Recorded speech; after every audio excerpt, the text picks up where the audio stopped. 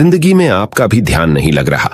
ज्यादा सोचने की वजह से बार बार आपको घबराहट होती है और आपका हृदय भी जोर जोर से धड़कता है और बार बार निगेटिव विचार आपके भी दिमाग में आते हैं। तो इस ज्यादा सोचने वाली बीमारी से बचने के लिए और इस बीमारी को दूर करने के लिए आज हम आपको एक बौद्ध भिक्षु की कहानी के माध्यम से आपकी समस्या का हल बताएंगे। तो आज के इस कहानी को पूरा देखें ताकि आप भी इस कहानी को सुनने के बाद आपकी समस्या से छुटकारा पा सके। तो चलिए आज के कहानी की शुरुआत करते हैं।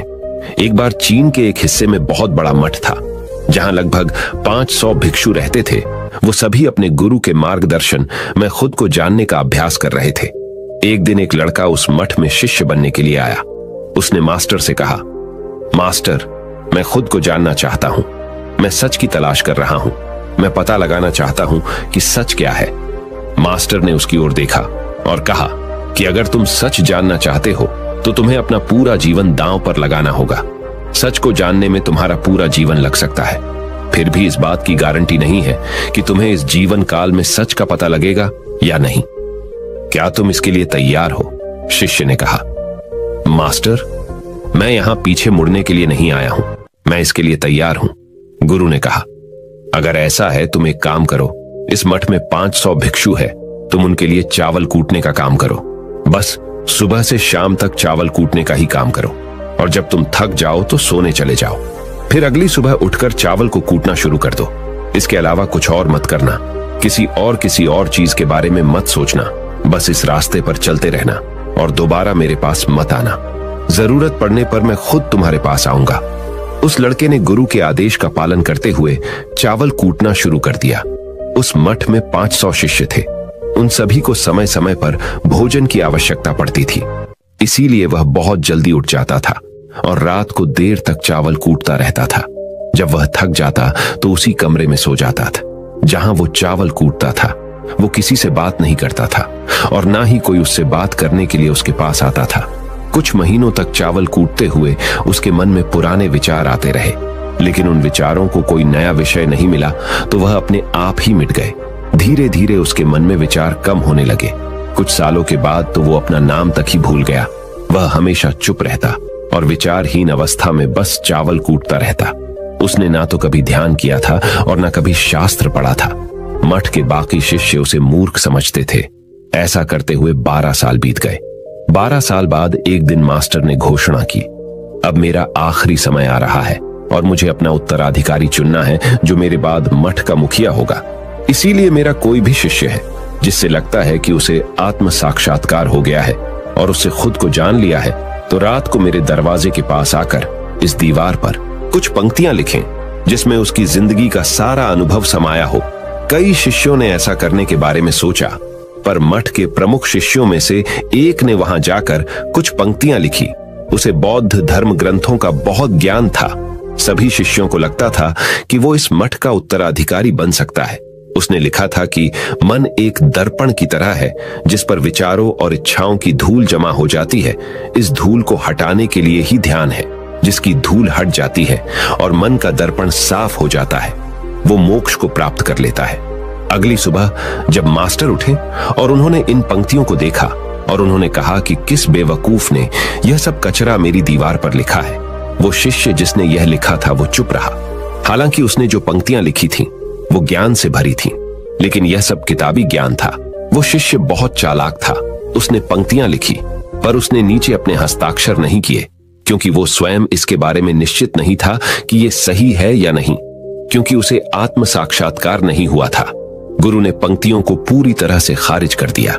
ये देखकर सभी हैरान रह गए। ये घटना पूरे मठ में चर्चा का विषय बन गई। इस विषय पर बात करते हुए 2 शिष्य उस शिष्य के पास से गुजरे जो 12 साल पहले यहां आया था और दिन रात चावल कूटता रहता था। दोनों की चर्चा सुनकर वह धीरे से हंस पड़ा। दोनों शिष्य ने उसे पूछा कि तुम क्यों हंस रहे हो?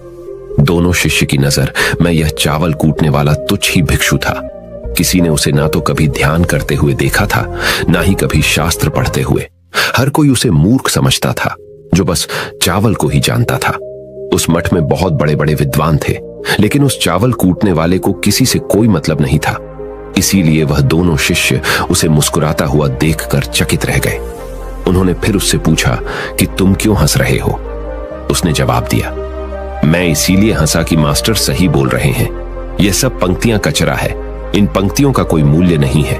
वो दोनों शिष्य चौंक गए। उन्होंने उसे पूछा कि क्या तुम ऐसी पंक्तियां लिख सकते हो जो इससे भी बेहतर हो। चावल पीसने वाले ने जवाब दिया, नहीं, क्योंकि मैं अनपढ़ हूं, लेकिन हां, मैं कुछ पंक्तियां कह सकता हूं। अगर तुमने उन पंक्तियों को तुम लिख सकते हो तो मैं तुम्हारे साथ जाने के लिए तैयार हूं। उन दोनों शिष्यों ने कहा, ठीक है। वे मास्टर के कमरे के पास गए और चावल कूटने वाले ने कुछ पंक्तियां बोली और दूसरे शिष्य ने उस दीवार पर लिख दिया और उन पंक्तियों के नीचे लिख दिया कि चावल कूटने वाला। उन्हें लगा कि मास्टर इस पर भी गुस्सा करेंगे। जो पंक्तियों उसने लिखने के लिए कहा था बहुत अद्भुत थी और वो पंक्तियां थी, मन तो बस एक का भ्रम है ना, तो मन है, ना ही मन का कोई दर्पण है, और जब मन ही नहीं है तो धूल कहां ठहरेगी। जो ये जानता है वो सच को जान गया। जब गुरु ने ये पंक्तियां देखी तो वे आधी रात को उठे और चावल कूटने वाले के पास गए। वह सो रहा था। मास्टर ने उसे जगाया और कहा कि ये लो, मेरी छड़ी और मेरे वस्त्र ले लो। आज से तुम मेरे उत्तराधिकारी हो, लेकिन इस मठ को छोड़कर कहीं दूर चले जाओ, क्योंकि इस मठ में बहुत सारे विद्वान हैं जो खुद को तुमसे ज्यादा श्रेष्ठ मानते हैं और वो तुम्हें मार देंगे। वो इस बात को बर्दाश्त नहीं कर सकते कि एक साधारण सा चावल कूटने वाला उनसे ज्यादा विद्वान निकला। तुम्हें वह सारा ज्ञान हो गया है जो मुझे है। तुम्हें यह सारा ज्ञान चावल कूटते कूटते हुआ है, और मुझे पता है कि तुम जहां भी जाओगे लोग तुम्हारे पास आने लगेंगे, क्योंकि जब कोई फूल खिलता है तो उसकी महक हर तरफ फैलने लगती है। उसने अपने गुरु के पैर छुए और रात को ही वहां से चला गया। अगर हम अपनी जिंदगी में देखें तो पाएंगे बहुत से लोग सोचते हैं कि ध्यान केवल एक ही जगह बैठकर आंखें बंद कर कर ही किया जा सकता है, लेकिन हकीकत में ऐसा नहीं है। ध्यान तो चलते चलते भी किया जा सकता है, अपना कुछ काम करते हुए भी ध्यान किया जा सकता है। असल में ध्यान का मतलब यह है कि आप जो भी काम कर रहे हैं उसे अपनी शिद्दत से करें कि आपको आपके शरीर का ख्याल भी ना रहे। बिल्कुल उस चावल पीसने वाले की तरह जो चावल कूटने में इतना मग्न हो गया कि उसको खुद का कोई ख्याल ही नहीं रहा। उसने चावल कूटते हुए ही उसने आत्म साक्षात्कार प्राप्त कर लिया। हर समय वर्तमान में रहना और कुछ नहीं सोचना। मन तब तक ही है जब तक विचार है। जब विचार ही नहीं रहेंगे तो मन भी गायब हो जाएगा। जब मन ही नहीं रहेगा तभी तुम अपने आप को अच्छे से जान पाओगे। असल में हमें अपने वास्तविक रूप को जानने के लिए कोई अन्य साधना करने की आवश्यकता नहीं है। हम जो कुछ भी कर रहे हैं बस उसमें हमें पूरी तरह से खो जाने की जरूरत है। अपने काम में इस कदर से लीन हो जाओ कि आपका काम भी ध्यान बन जाए।